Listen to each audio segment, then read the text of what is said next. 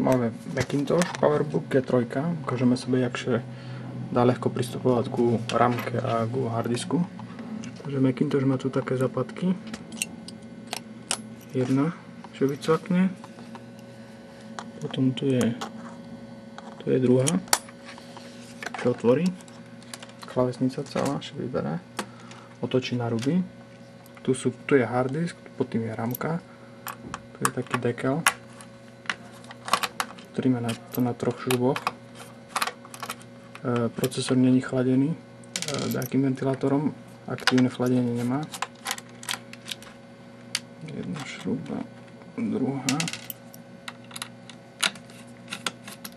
Treca. Čiže vybere taký dekel skleníka. No a tu je ramka.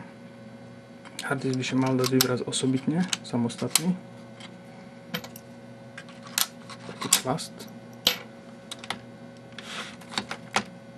vysunie, je to všetko na milimetr dopasované, čiže to ide tak, ešte to uvoľnilo, čiže preklopí na druhú stranu. Tu je Apple logo, no harddisk, potom treba tu také hviezdicové šruby vyšrubovať, takže harddisk potom vybere. Som ho chcel dneska meniť, len nemám hviezdicový šrubovák. Dám ho nazad zrbu. Harddisk tu je vyrobený v auguste 99, 6 GB iba.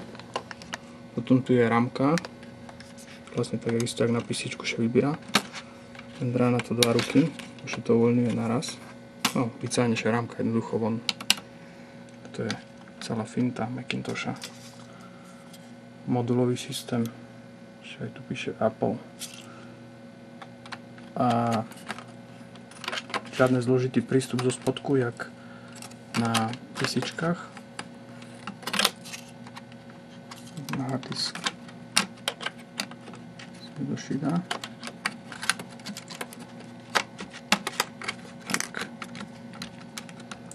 To je celé, vlastne tam sa zašrubujú 3 šruby a potom sa to zacvakne nazad.